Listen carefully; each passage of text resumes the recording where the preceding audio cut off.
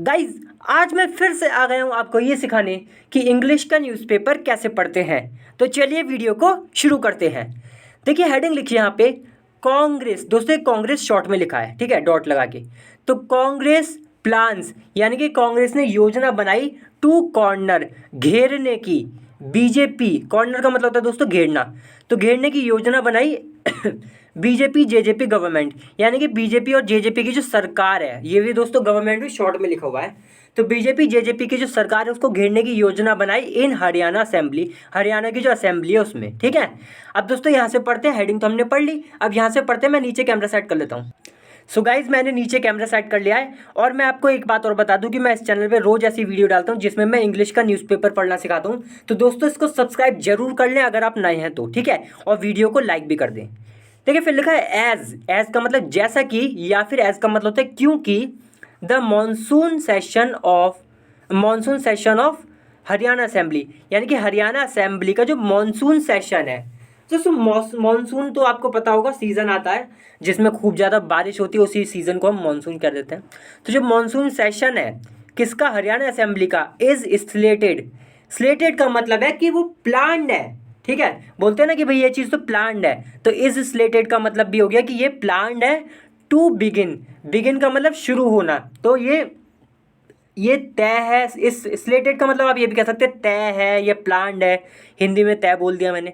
तो ये तय है कि ये शुरू होगा ऑन अगस्त 25 यानी कि 25 अगस्त से शुरू होगा।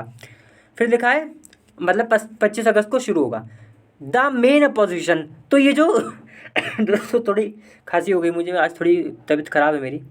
तो जो मॉनसून सेशन है हरियाणा असेंबली का वो तय है कि 25 अगस्त से वो स्टार्ट होगा, ठीक है। मतलब 25 अगस्त को स्टार्ट होगा।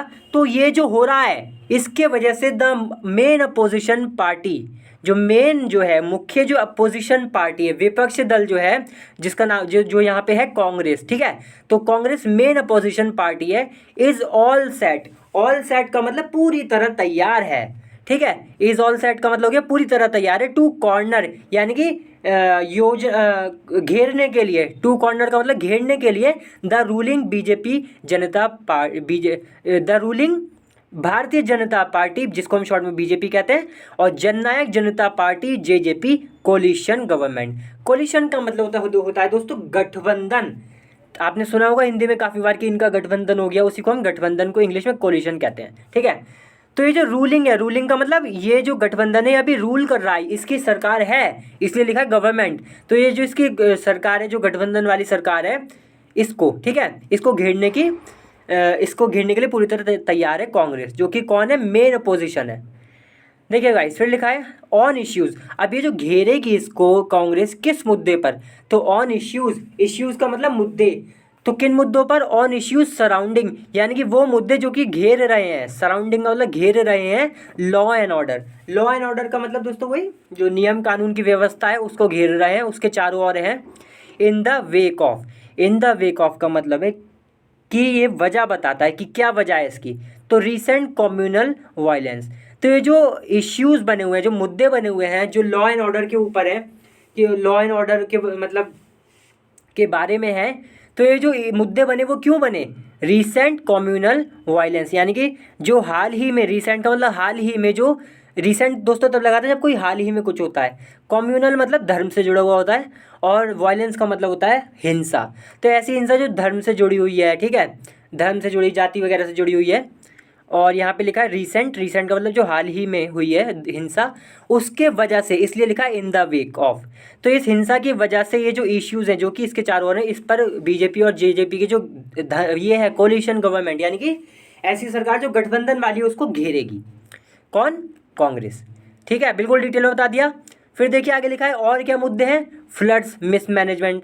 और ये भी मुद्दा है कि भाई जो बाढ़ आई है, फ्लड्स का मतलब बाढ़ जो है उसको मिसमैनेज करने का, मतलब उसको सही से मैनेज ना कर पाने का, कंट्रोल ना कर पाने का, इस पर भी घेरेगी।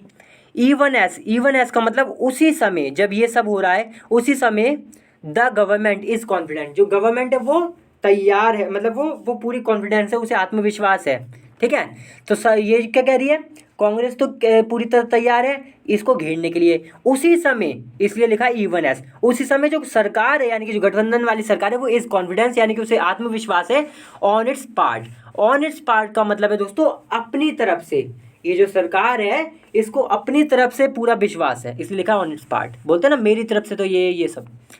देखिए फिर लगे कांग्रेस पार्टी, जो कांग्रेस पार्टी है मेंबर्स, जो कांग्रेस पार्टी के जो मेंबर्स है, जो सदस्य हैं, है प्रपोज, उन्होंने प्रपोज किया है। प्रपोज का मतलब उन्होंने प्रस्ताव रखा है, उन्होंने इरादा दिखाया है टू ब्रिंग एडजॉर्नमेंट। एडजॉर्नमेंट का मतलब होता है दोस्तों किसी चीज़ को टाल देना, तो टालने का लिखा एडजॉर्नमेंट मोशंस। अब दोस्तों एडजॉर्नमेंट मोशन ये एक तरीके से कुछ वोटिंग टाइप की होती है कि भाई वोट करें ठीक है, इस तरीके का ही कुछ होता है। और अगर पक्ष में होता है तो फिर चीज़ को टाल दिया जाता है, इस तरीके का कुछ होता है, हमें ज़्यादा लेना देना नहीं है। एडजॉर्नमेंट का मतलब मेन है वो समझ लें आप, कि किसी चीज़ को टालने को हम एडजॉर्नमेंट कहते हैं। तो कह रहे हैं कि इस बात का प्रस्ताव रखा है कि भाई एडजॉर्नमेंट मोशन जो है उसको लाया जाए। ब्रिंग का मतलब लाना, क्यों, तो टू डिस्कस करने के लिए द इश्यूज़, वो मुद्दे जो कि surrounding deteriorating law and order. Law and order का मतलब वही जो कानून व्यवस्था है पूरी, उसको जो कि डिटीरियोरेट हो रही है। डिटीरियोरेट का मतलब है दोस्तों जो और भी ज़्यादा ख़राब होती जा रही है, ऐसी सिचुएशन है, ठीक है, लॉ एंड ऑर्डर की। उस और इस सिचुएशन को सराउंड कर रखा है किसने, मुद्दों ने। इसी मुद्दों को डिस्कस करने के लिए कांग्रेस के जो मेंबर्स हैं उन्होंने प्रस्ताव रखा है। देखिए फिर लगा वायलेंस, अच्छा लॉ एंड ऑर्डर हो गया, और वायलेंस जो है हिंसा उसके भी, दैट जो कि ब्रोक आउट का मतलब हुई इन द स्टेट्स नू, यानी कि स्टेट का जो नू है दोस्तों, नू डिस्ट्रिक्ट भी हो सकता है, कोई जगह होगी वहाँ पर हुई थी। एंड द एडमिनिस्ट्रेशन मैनेजमेंट, और एडमिनिस्ट्रेशन का जो मिसमैनेजमेंट है, मिसमैनेजमेंट का मतलब किसी चीज़ को सही से आप कंट्रोल नहीं कर पाए तो आपने मिसमैनेज कर दिया। ड्यूरिंग का मतलब दौरान, तो किसके दौरान, द रिसेंट फ्लड्स, यानी कि जो रिसेंट यानी कि जो हाल ही में जो बाढ़ आई थी उसके मिसमैनेजमेंट में, ठीक है। In the upcoming monsoon session, किस में ये प्रस्ताव रखा है भाई, तो अपकमिंग का मतलब है जो आने वाला है, होने वाला है, मॉनसून सेशन किसका, असेंबली का।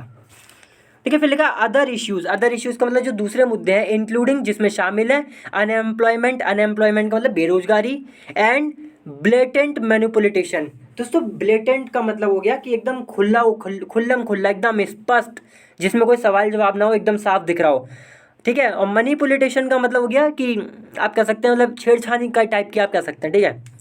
इन किसमें, इन कॉमन एलिजिबिलिटी टेस्ट, जो CET जिसे हम बोलते हैं, ठीक है।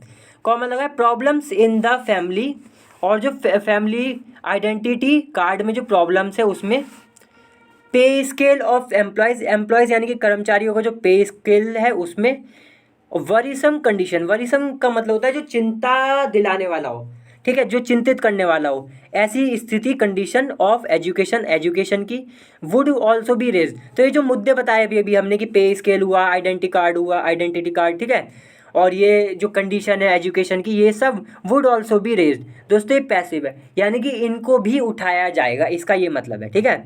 तो वुड ऑल्सो बी रेज यानी कि इनको भी उठाया जाएगा, रेज का मतलब होता है उठाना, इन द असेंबली में, सेड फॉर्मर चीफ मिनिस्टर। ये बात किसने बोली, फॉर्मर जो चीफ मिनिस्टर है, यानी कि चीफ मिनिस्टर ऐसे फॉर्मर का मतलब होता है दोस्तों जो पूर्व है, जो पहले थे अब नहीं है, तो इन चीफ मिनिस्टर ने।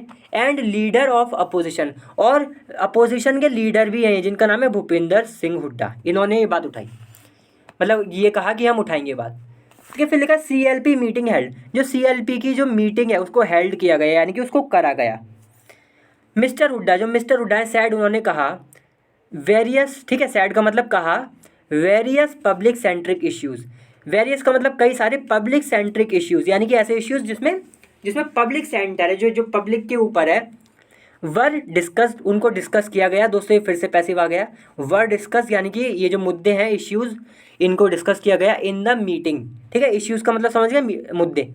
तो इन मुद्दों को क्या नाम है इन मुद्दों को डिस्कस किया गया, बातचीत हुई इन पे, इन द मीटिंग में of the Congress legislator party CLP की जो मीटिंग हुई थी हमने ऊपर पढ़ा था, इस मीटिंग में, ऑन थर्सडे को। एंड ऑल दोज इश्यूज़, और वो सारे मुद्दे, ऑन थर्सडे का मतलब समझ गए दोस्तों, ये CLP की जो मीटिंग हुई थी थर्सडे को हुई थी। एंड ऑल दोज इश्यूज़ यानी कि और वो सारे मुद्दे will be, all those issues का मतलब ये जो मुद्दे बताए गए हैं अभी अभी, will be firmly raised. Firmly का मतलब होता है दोस्तों बड़ी ही जोर से, बड़ी ही ताकत से, रेज्ड यानी कि विल बी रेज, इनको रेज उठाया जाएगा बहुत ही ताकत से, जोर से।